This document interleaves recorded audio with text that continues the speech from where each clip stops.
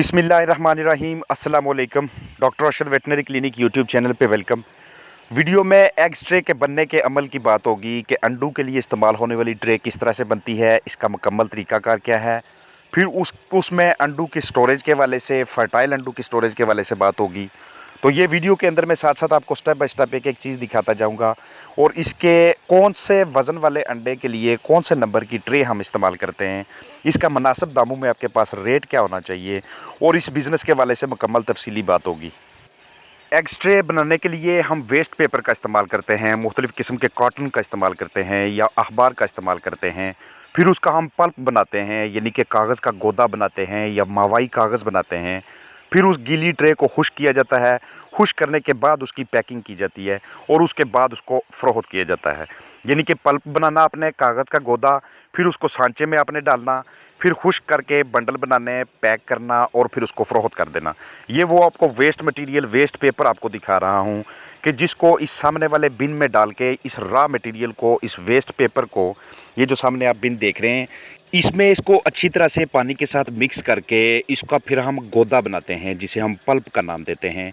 ये आप सामने आगे की जानब दो होदियाँ देख रहे हैं, जिसमें एक तरफ तो पल्प सप्लाई हो रहा है और दूसरी तरफ बिल्कुल साफ़ सुथरा पानी है। और यही साफ़ सुथरा पानी उस पहले वाले बिन में, उस पहले वाले गड्ढे के अंदर जाता है, जिसमें हम आगाज़ में वेस्ट पेपर डालते हैं, रॉ मटेरियल डालते हैं। ये यहाँ से इन होदियों से होता हुआ इन मशीनों की तह में पहुँच जाता है और यहाँ से नीचे इसकी ट्रे के सांचे बने हुए हैं। वो सांचे जब ऊपर की जानब होते हैं, दूसरी तरफ पे कंप्रेसर लगा होता है, तो ये अपने साथ गत्ते की एक ट्रे का सांचा ऊपर लेके आते हैं और फिर इसी सांचे को ये कार्ड्स के ऊपर रख के, बड़े बड़े गत्तों के ऊपर रख के, दूसरी तरफ जो कन्वेयर होते हैं, जो ट्रालियाँ होती हैं, उसके ऊपर शिफ्ट करते जाते हैं। अगर एक मशीन से इस कारोबार को, इस बिज़नेस को स्टार्ट करना हो तो कम अज़ कम इसके ऊपर 12 से 14 लाख के दरमियान इन्वेस्टमेंट होती है। बिल्डिंग से लेके इसके तमाम अखराजात तक कम अज़ कम इतनी इन्वेस्टमेंट दरकार होती है। ये इसका सामने कंट्रोल पैनल है, जहाँ पे इसकी रफ्तार को एडजस्ट किया जाता है, जहाँ से इन ट्रेज़ को अच्छी तरह से वाइब्रेट करके साफ़ सुथरा भी किया जाता है, सफाई की जाती है इनकी। ये नीचे से मटेरियल उठाते जाते हैं और उसका सांचा ऐसे बनता जाता है कि जैसे जिस भी नंबर की आपको ट्रे चाहिए हो, उस नंबर की ट्रे एडजस्ट हो जाती है, तैयार होती जाती है। ये जो डाई होती है, ये जो नीचे सांचा होता है, ये जो मोल्डिंग का अमल होता है, ये इसको 12 नंबर से लेके 28 नंबर के दरमियान तक ट्रेस बनाते हैं। ये सामने कंप्रेसर लगा होता है और इस कंप्रेसर की मदद से ये सामने अप एंड डाउन मूवमेंट होती है इनकी। अगर अंडे का वज़न हो 32 ग्राम, 34 ग्राम, 36 ग्राम, तो उसके लिए 12 number tray, 14 number tray, 16 number tray तैयार की जाती है। और अगर अंडू का वज़न ज़्यादा हो, मिसाल है 54 ग्राम, 56 ग्राम, 58 ग्राम, 63-65 ग्राम जंबो साइज़ के अंडे, तो उनके लिए उसी हिसाब से बड़े नंबर की ट्रे तैयार की जाती है, जो कि 28 नंबर, 26 नंबर, 24 नंबर, इस तरह से उनके नंबरों की तरतीब रखी जाती है। इनके ऊपर मोटरें लगी होती हैं जो कि पल्प को एक साइड से खींच के दूसरी तरफ बाहर निकालती जाती हैं, जहाँ पे सांचे में उनको डाला जाता है। यहाँ पे पल्प की, यानी कागज़ के गोदे की या मवाई कागज़ की अच्छी तरह से रिफ़ाइनिंग की जाती है और रिफ़ाइनिंग करने के बाद ये सारा पल्प मटेरियल जो होता है, ये आगे मशीन तक पहुंचता रहता है इन पाइप्स के ज़रिए, जो मैं सामने आपको पाइप्स दिखा रहा हूँ। इसके आगे 7 वर्कर्स खड़े होते हैं और वो अपने साथ छोटे छोटे कार्ड्स लेके उन कार्ड्स के ऊपर इन ट्रेस को रखते जाते हैं। फिर ट्राली को लेके ग्राउंड में आ जाते हैं और ग्राउंड में जहाँ पे धूप निकली हो, वहाँ पे इन कार्ड ट्रेस को बिछाते जाते हैं इस तरतीब से, जैसे आप सामने की जानब देख रहे हैं। इस वसी ग्राउंड के अंदर इसको बखेरा जाता है। अगर मौसम बाहर नॉर्मल हो, धूप निकली हो, तो कम अज़ कम 24 घंटे दरकार होते हैं इन ट्रेस को ड्राई होने में। मुख्तलिफ़ ट्रेस जो होती हैं, मुख्तलिफ़ नंबर की जो ट्रेस होती हैं, उनके मुख्तलिफ़ रेट होते हैं। आजकल जो एक बंडल है जो कि 18 नंबर का या 20 नंबर का हो, तो वो अगर आपने ज़्यादा लेने हों तो वो आपको 400 रुपये फ़ी बंडल के हिसाब से मिलेंगे, और वो अगर आपने कम लेने हों तो वो आपको 410, 420 के हिसाब से मिलेंगे। डिपेंड करता है, मुनस्सर इस बात पे होता है कि वो कंपनी किस किस्म की है, वो फैक्ट्री किस किस्म की है, जिसके अंदर कितना मयारी गत्ता तैयार हो रहा है। गत्ता जो मयारी गत्ता होता है, जो मयारी ट्रे होती है, जब आप उसका वज़न करते हैं तो वो कम अज़ कम 118 से लेके 130 या 132 ग्राम के दरमियान होनी चाहिए। उसमें बाकायदा लचक होनी चाहिए। अगर बहुत ज़्यादा लूज़ मटेरियल, बहुत ज़्यादा रॉ मटेरियल ऐसा लगा हो कि जिसके अंदर इतनी ज़्यादा जान नहीं थी, या वो सही तरह से उसका पल्प का जो अमेज़ा था जो गोदा कागज़ का बनाया गया, अगर वो मयारी नहीं था तो ट्रे का इतना वज़न नहीं होगा, वो 90 ग्राम, 85 ग्राम, 78 ग्राम यहाँ तक होगी, और फिर वही ट्रे आपकी एक मरतबा इस्तेमाल होने के बाद वो दोबारा इस्तेमाल नहीं हो सकेगी। वीडियो में एग्स ट्रे बनाने के कारोबार को आप वसी पैमाने पे देख रहे हैं।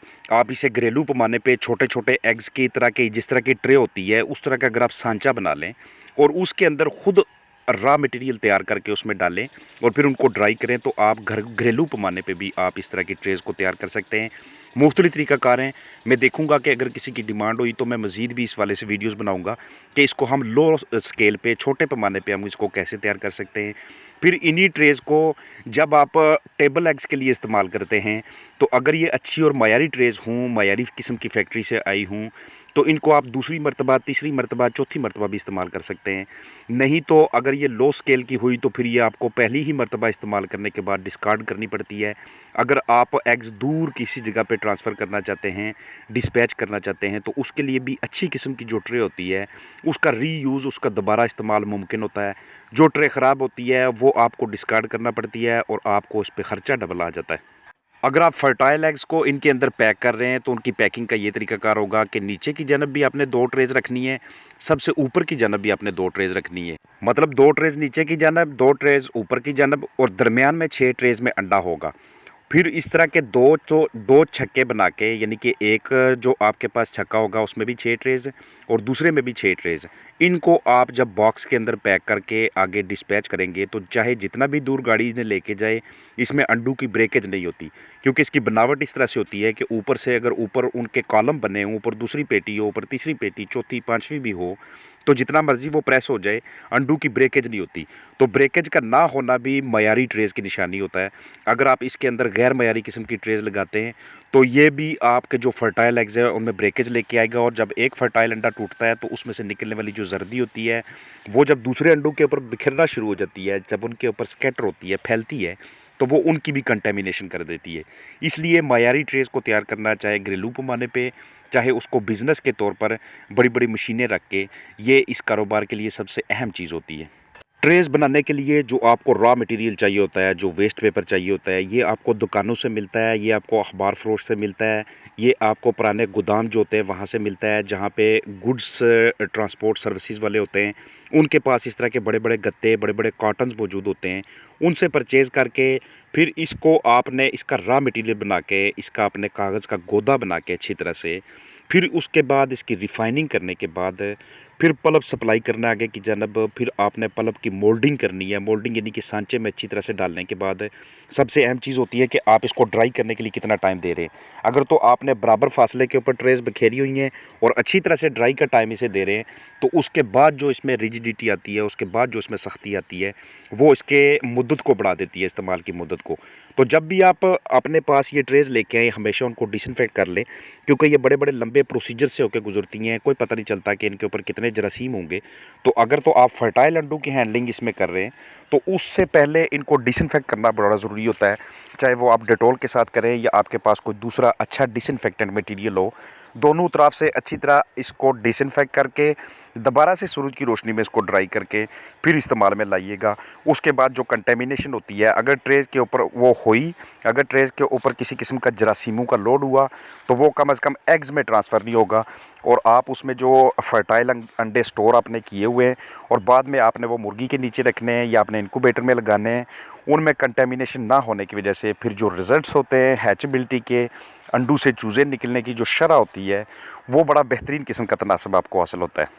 जब इन साहब से मेरी बात हुई तो इन्होंने मुझे ये इसकी जो पूरी तफसीलात बताई हैं इस कारोबार की, इस वाले से मैंने जो सूरत-ए-हाल उसमें से जज की वो यही थी कि बहुत ही अच्छा, बहुत ही बेहतरीन और मुनासिब किस्म का सरमायाकारी वाला निज़ाम है ये, और इससे बहुत बेहतरीन किस्म का मुनाफ़ा हासिल होता है। अमूमन मैं इस तरह की वीडियोज़ बहुत कम बनाता हूँ, लेकिन चूँकि इसका तल्लक भी एग्स के साथ है, एग्स का तल्लक पोल्ट्री के साथ है, तो सोचा क्यों ना मैं भी इस तरह की एक वीडियो अपलोड कर लूँ कि जिसमें ये बता सकूँ कि how to make eggs trace, eggs trace को बनाते कैसे हैं। मैं देखूँगा अगर आपकी डिमांड हुई तो मैं लो स्केल पे भी इसको लाजमी बनाऊँगा। कंप्रेसर में प्रेशर बिल्कुल बेहतरीन तरीके से होगा तो ये जो सांचा बनता है ट्रे का, ये मुकम्मल सांचा बनता है। इसके अंदर मटेरियल को थोड़ा-सा आपको थिक रखना पड़ता है, थोड़ा-सा आपको गाढ़ा रखना पड़ता है, ताकि आपको मायारी किस्म की, अच्छी किस्म की ट्रे हासिल हो और आप जिस कारोबार को आगे लेके चल रहे हैं, एक मर्तबा उसमें नाम बनाने की देरी होती है। जब नाम बन जाता है तो फिर उसके बाद आपके पास कस्टमर्स भी आना शुरू हो जाते हैं और वो आपके पक्के गाहक बनना शुरू हो जाते हैं।